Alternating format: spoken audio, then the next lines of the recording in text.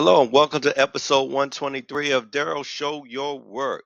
All right, so in a lot of my previous videos, I've been using Metasploit a lot, to find exploits, to configure them, and then to eventually run them against our target host. So I don't want to make it seem like there's an over dependence on using the Metasploit framework. So in this video, I want to show how to manually configure exploits and to manually run them against a target host. All right, so since I am doing some red teaming and offensive security actions, I'm going to preface this video by saying that this is for ethical, educational, and research purposes only. Any sort of malicious actions that may directly or indirectly come from someone watching this video, I do not take responsibility for, nor do I condone. All right, so I've done some prior to starting the video here, done some discovery, and so we already have our target host here for us.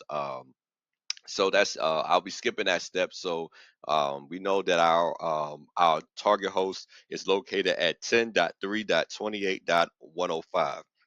So let's start some recon here and enumerating what potential ports that they may have open that I can then protocols I could then target. All right, so let's copy this.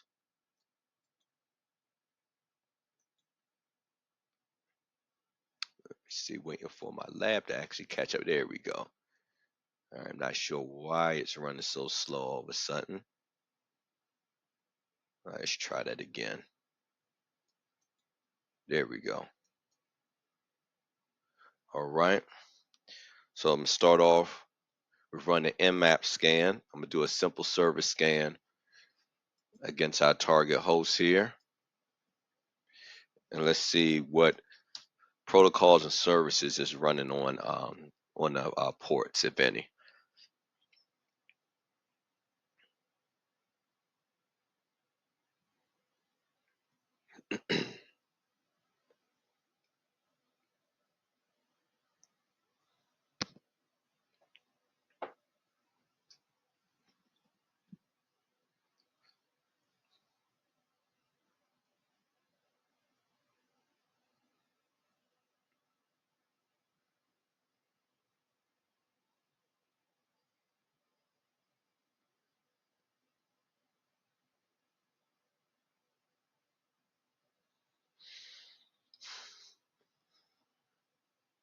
Let's see, this particular scan seems to be taking a bit longer than expected. I'm just giving it a few more seconds here. We should be good to go.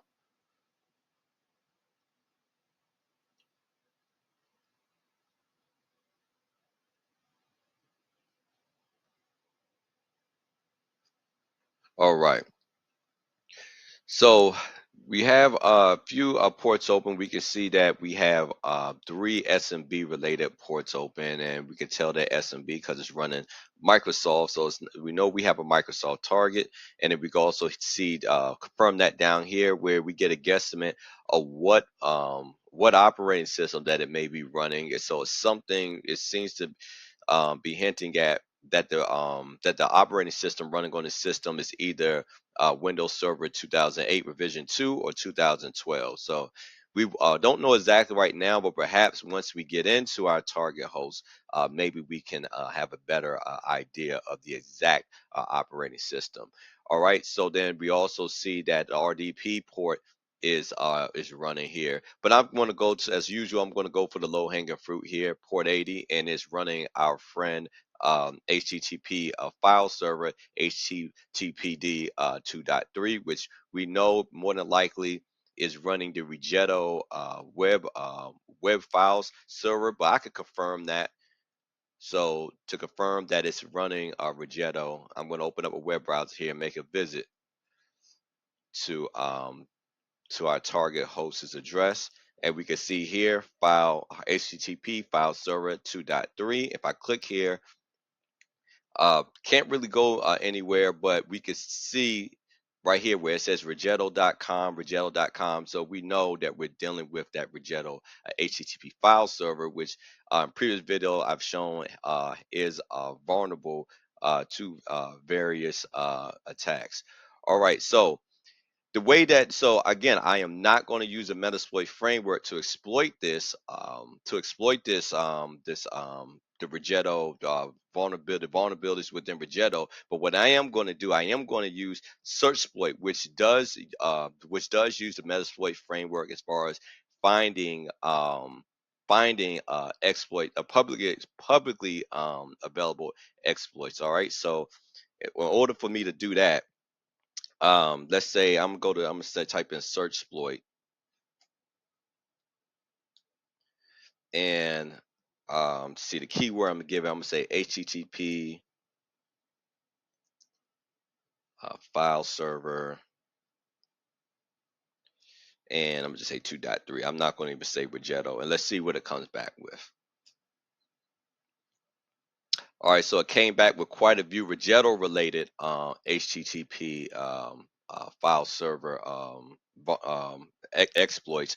So the one that I'm going to go for is actually this one right here. All right, that's the remote command execution. It looks like there's two versions of that, but I'm going to go for the Python script one. All right, so what I want to do here is I want to be able. This is located. This is giving me the directory path of where this is located within my system. So I'm going to switch directories, and I actually want to download this particular Python script to my desktop. So in order to do that, first I have to go to my desktop by saying cd desktop.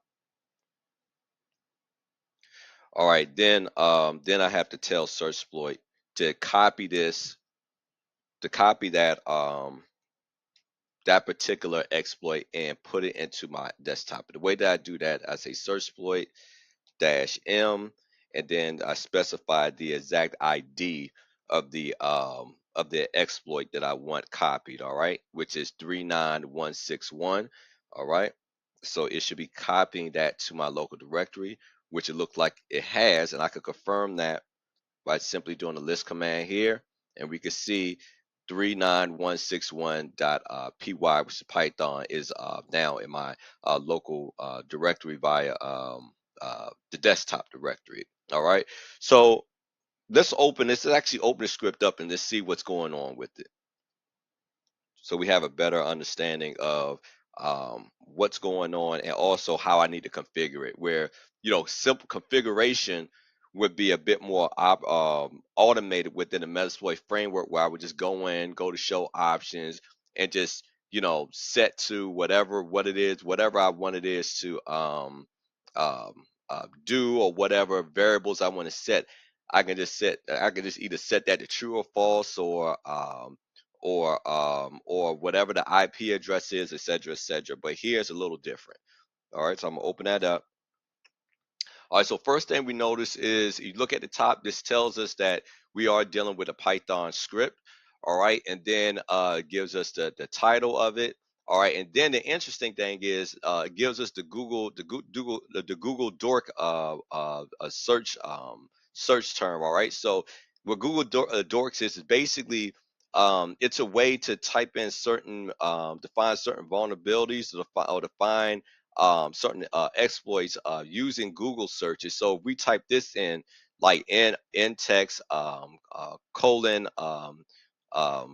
open quote end quote HTTP file server 2.3, it'll basically show any area where that may be using this particular file server. We'll be able to compile a list of publicly available um, um, addresses or machines that's running this. All right, that you can access through Google, and potential targets. But again, we don't want to do that since we're doing things ethically. But that's an example of how important this line is with Google Gork, and how we can use Google Dork. And I may do a future video on that.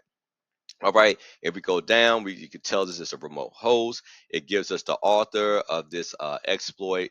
All right, it gives us the vendor homepage in which we're targeting, which is Rigetto. The software link as far as how to access this, and then also the version that it's targeting. All right, and also the CVE number. All right, so we know what CVE this is attached to. So again, this is CVE 2014 year discovery, and then the actual ID is 6287. And this also gives us a brief description of what exactly is the vulnerability that is being um, um, exploited.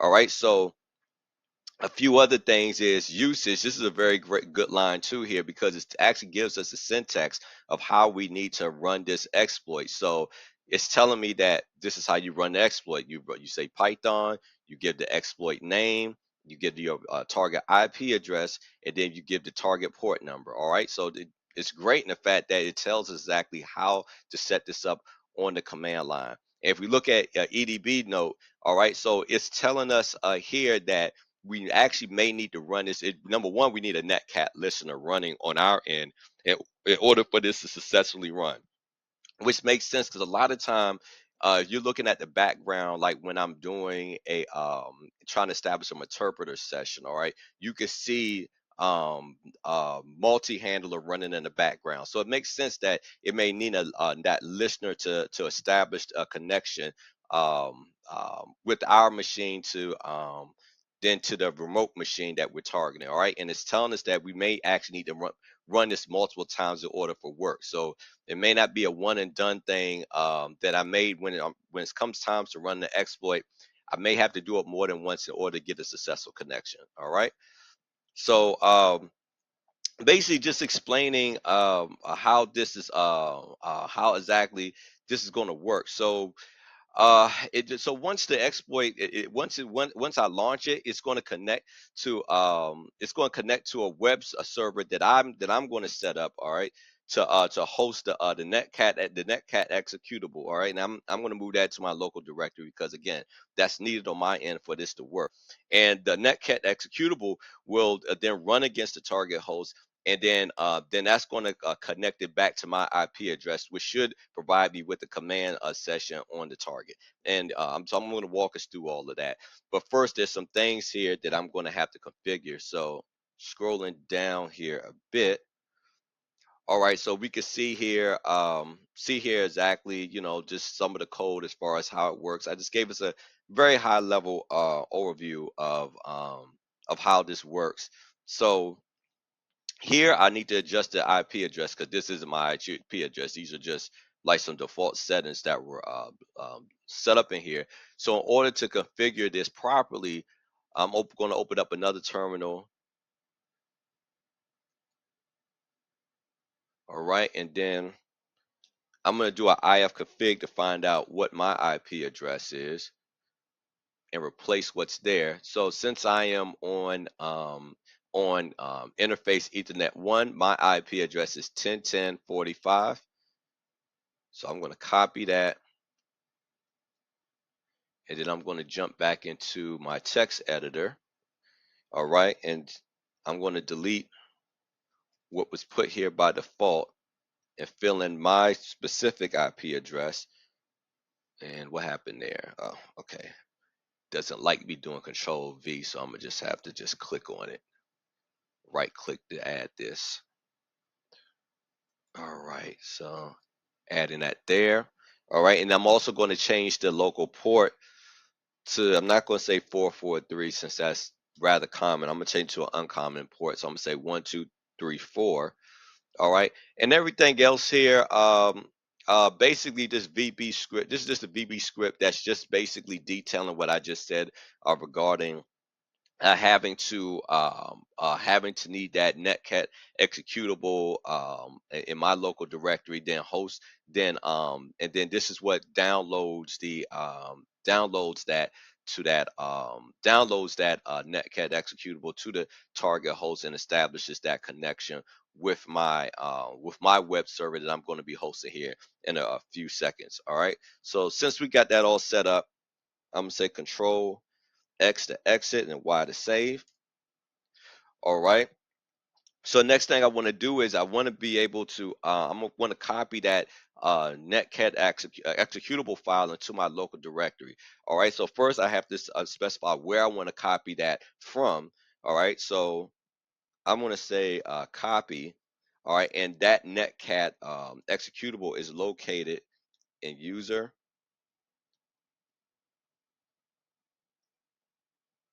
share, Windows dash resources,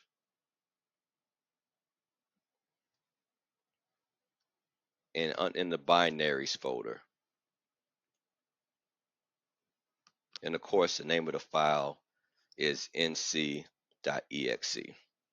All right, so I want to copy that. Oops, there's something here.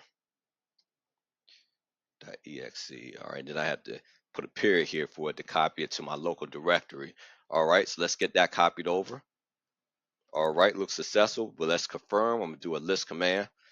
All right, and we can see that the nc executable is now available.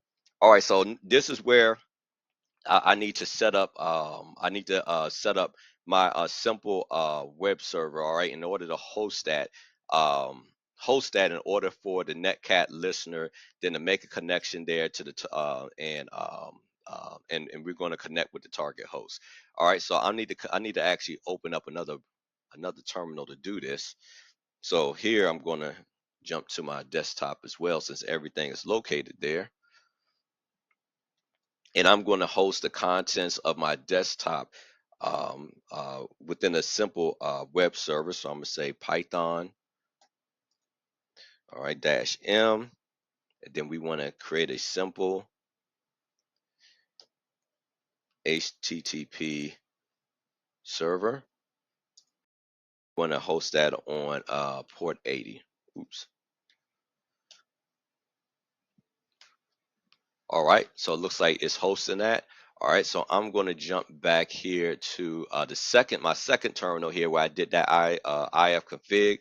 And this terminal, this is where I'm going to set the netcat listener to receive a connection from our target host onto port 1234 on my end. So in order to do that, I'm going to say nc-n -v for verbose, and L for listener, and then P to specify the port. And I'm gonna say 1234. All right, so now it's listening, and so I'm gonna jump back to my first terminal here. And I want to have this all going all at the same time so we can clearly see what's going on in each terminal. So let's make some room here. Let me see. Oops, didn't mean to do that. Okay. All right, so let's move you over here.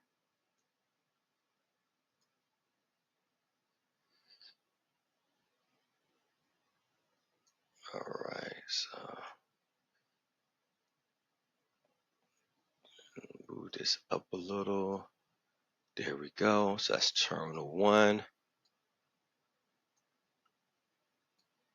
Okay, then terminal 2, we're going to stick you over here.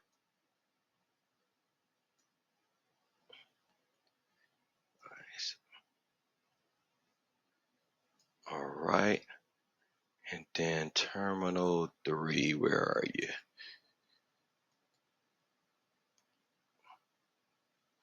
All right, then we're going to bring you down here.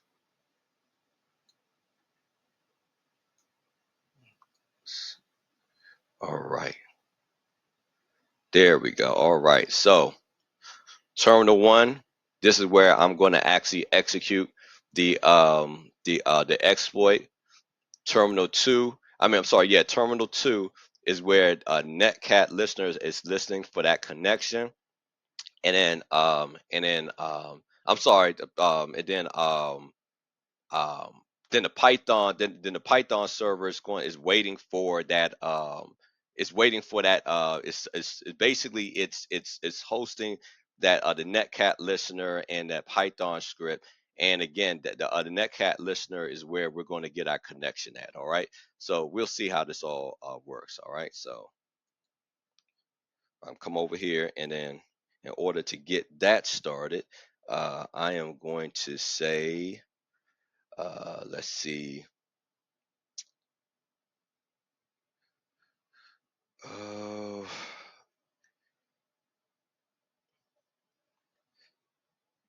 so I have to tell it Python since it is a Python script, and then the name of that script. Trying to remember. Oh, there it is. I don't know why I was okay. While I was trying to memorize it, was right there in my face. All right. .py. All right, and then we want to tell it where. I have to get my our target again here.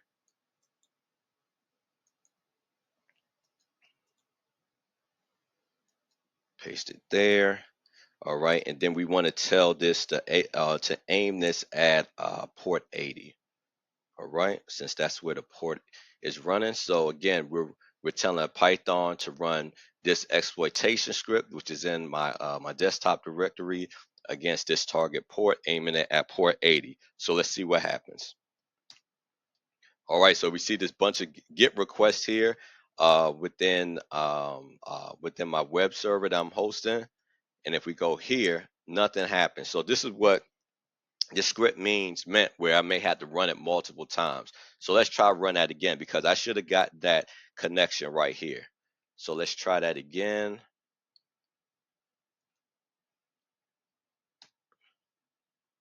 And there we go. All right. So now I got my connection. All right. So just to verify that this worked, I'm gonna say, who am I?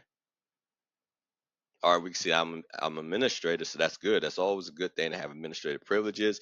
And I'm gonna say system info. All right, and let me see. There we go. All right.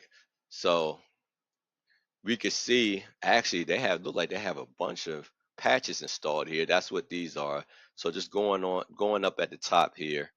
This is just so we get a good idea of who our target host is.